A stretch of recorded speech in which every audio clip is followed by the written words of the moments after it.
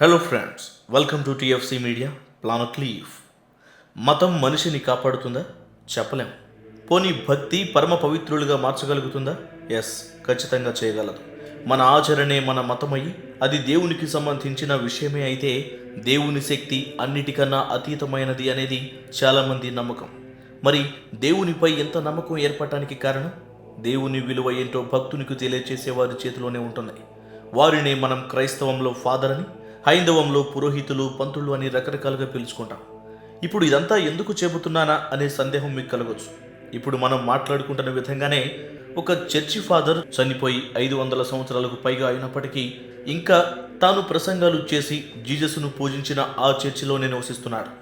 చనిపోయిన తర్వాత కూడా ఇంకా అక్కడే ఎలా ఉండటం సాధ్యం అనే సందేహం కలిగిన అది నిజం. అయితే అతను అక్కడ ఉన్నది భౌతికంగానా లేక ఆత్మగా తిరుగుతున్నాడా అంటే అది భౌతికంగానే. పైగా సంవత్సరానికి ఒకసారి తనను అభిమానిస్తూ కొలిచే భక్తులకు దర్శనమిస్తున్నాడు కూడా. వినడానికే చాలా ఆశ్చర్యంగా, అవాక్కయ్యేలా అనిపించేలా ఉన్న ఈ వింత ఎక్కడో జరుగుతుందేమో అనుకుంటే మీరు పొరపాటు పడినట్లే. ఎక్కడో కాదు, మన దేశంలోనే. మరి ఇంతకు ఇంతటి ఆసక్తిని రేపే ఆ చర్చ్ ఎక్కడుంది? అసలు ఆ ఫాదరు చనిపోయిన తర్వాత కూడా బయటకు వచ్చి భక్తులకు ఎలా దర్శనమిస్తున్నాడు? దీని వెనుక ఉన్న నిజంతో కూడిన అనేక ఆసక్తికర విషయాలను నేను మీకు ఈ వీడియోలో చూపించబోతున్నాను. మనం ఆసక్తిగా చెప్పుకుంటున్న ఆ వ్యక్తి పేరు జీసస్కు పరమ భక్తునిగా పిలువబడిన సెయింట్ ఫ్రాన్సిస్ జేవియర్ గురించి. నవరీస్ బాస్క్యూ రోమన్ క్యాథలిక్ మిషనరీకి ఆయుపట్టుగా నిలిచిన ఫ్రాన్సిస్ బతికి ఉన్నంతకాలం యేసుక్రీస్తు గొప్పతనాన్ని ప్రపంచానికి చాటి చెప్పాడు.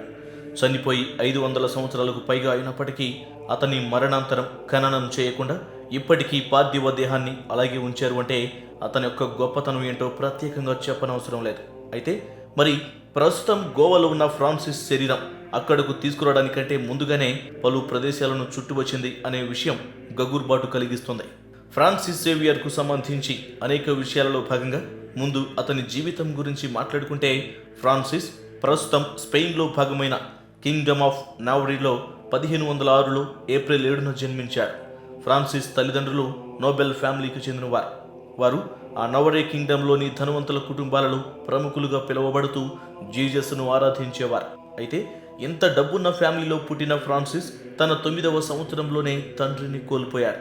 చిన్నతనం నుంచి తల్లి చేతిలోనూ ప్యారిస్ ప్రీస్ట్ల చేతిలోనూ పెరగడంతో చిన్నప్పుడే బాస్క్ అలాగే స్పానిష్ భాషలను అలవాటు చేసుకున్నాడు. ఆ తర్వాత చదువు నిమిత్తం యూనివర్సిటీలో చేరేందుకు క్యాసిల్గా పిలువబడే తన ఇంటిని విడిచి వెళ్ళాడు. అలా చదువు కోసం బయటకు వచ్చిన ఫ్రాన్సిస్ 1525లో యూనివర్సిటీ ఆఫ్ ప్యారిస్కు చెందిన సెయింట్ బాబ్ కాలేజీలో చేరాడు. సరిగ్గా ఇక్కడే అధునాతన భావాలు కలిగి తనకంటూ ఒక గుర్తింపు తెచ్చుకొని ప్రొఫెసర్ కావాలనుకున్న ఫ్రాన్సిస్ దేవుని సేవ వైపు మరటానికి బీజం పడింది. తాను చదువుతున్న యూనివర్సిటీ కాలేజీలోనే ఇగ్నిషియస్ అలాగే పియరీ అనే మిత్రులతో కలిసి ఉండేవాడు ఫ్రాన్సిస్. ఈ క్రమంలోనే పియరీ అలాగే ఇగ్నిషియస్ ఇద్దరు ప్రీస్టులుగా అంటే మత బోధకులుగా మారేందుకు నిర్ణయించుకున్నారు. ఇదే విషయాన్ని ఫ్రాన్సిస్కు చెప్పిన ఇగ్నిషియస్ తనని కూడా దేవుని సేవ వైపు మరలేలా ప్రోత్సహించాడు. కానీ ప్రొఫెసర్ కావాలనే ఉద్దేశం కలిగిన ఫ్రాన్సిస్ మొదట ఒప్పుకోలేదు. అయితే ఈ క్రమంలోనే కొన్ని రోజులకు పియరీ సొంత ఊరు పని మీద వెళ్లడంతో ఫ్రాన్సిస్ ఇగ్నిషియస్తో పాటే ఉంటూ అతని బోధనలు, దేవుని కోసం అతను చేస్తున్న కృషిని చూసి ముగ్ధుడయ్యి తాను కూడా దేవుని సేవకు అంకితమవ్వాలి అనే నిర్ణయానికి వస్తాడు. ఈ నిర్ణయమే ధనవంతుడైన సెయింట్ ఫ్రాన్సిస్ జేవియర్ను జీసస్ గొప్పతనాన్ని తెలియచేసి క్రైస్తవాన్ని గురించి బోధించే మత ప్రవక్తగా మార్చివేసింది. ఈ క్రమంలోనే ఇగ్నిషియస్తో కలిసి పియరీ అలాగే కొంతమంది మిత్రులను కూడగట్టుకొని పోప్ పర్మిషన్తో మిషనరీ ఆఫ్ జీసస్ను స్థాపించి పలు ప్రాంతాలలో బోధించేందుకు రంగం సిద్ధం చేసుకుంటారు.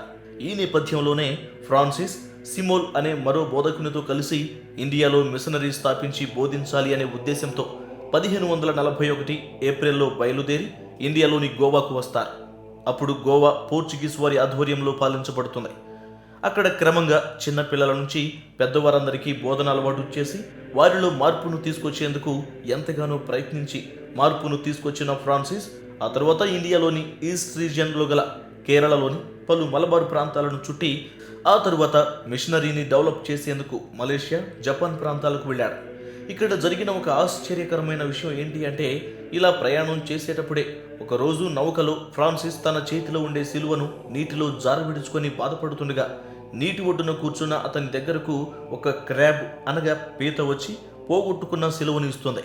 ఇక చివరిగా చైనా వెళ్ళిన ఫ్రాన్సిస్ అక్కడ బుద్ధిజం ఎక్కువగా ఉండటంతో వారిని క్రైస్తవంలోకి మార్చడం ఫ్రాన్సిస్కు కష్టతరంగా మారినప్పటికీ సహనం కోల్పోకుండా తన ప్రయత్నాన్ని కొనసాగిస్తున్న సమయంలోనే అనారోగ్యం పాలైన ఫ్రాన్సిస్ డిసెంబర్ 3, 1552న పోర్చుగీసు ఆధారిత ఐర్లాండ్ ప్రాంతంలో తుది శ్వాస విడవడం జరిగింది. ఇక అక్కడ చనిపోయిన అతని మృతదేహాన్ని తాము ఎక్కువగా అభిమానించే ఇండియా జీసస్ మిషనరీ సభ్యులు తీసుకొచ్చి తన పార్థివ దేహాన్ని అమూల్యమైన సుగంధాలతో దాచి ఉంచి గోవాలోని బాసిలికా బామ్ జీసస్గా పిలువబడుతున్న ఈ చర్చిలోనే ఫ్రాన్సిస్ యొక్క పార్థివ దేహాన్ని దాచిపెట్టడం జరిగింది. ఇక తర్వాత సంవత్సరానికి ఒకసారి అక్కడి భక్తులకు దర్శనార్థం బయటకు తీయడం జరుగుతుంది. ఇక్కడ తన శరీరాన్ని బయటకు తీసే సమయంలో ప్రపంచవ్యాప్తంగా సెయింట్ ఫ్రాన్సిస్ సేవియర్ భక్తులు గోవాకు వచ్చి అతని పార్థివ దేహాన్ని దర్శించుకుంటారు.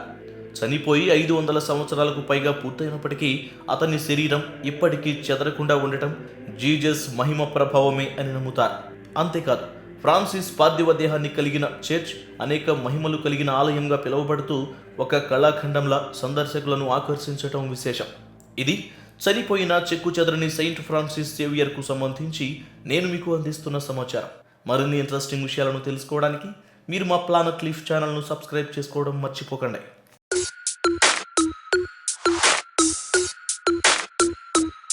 His head.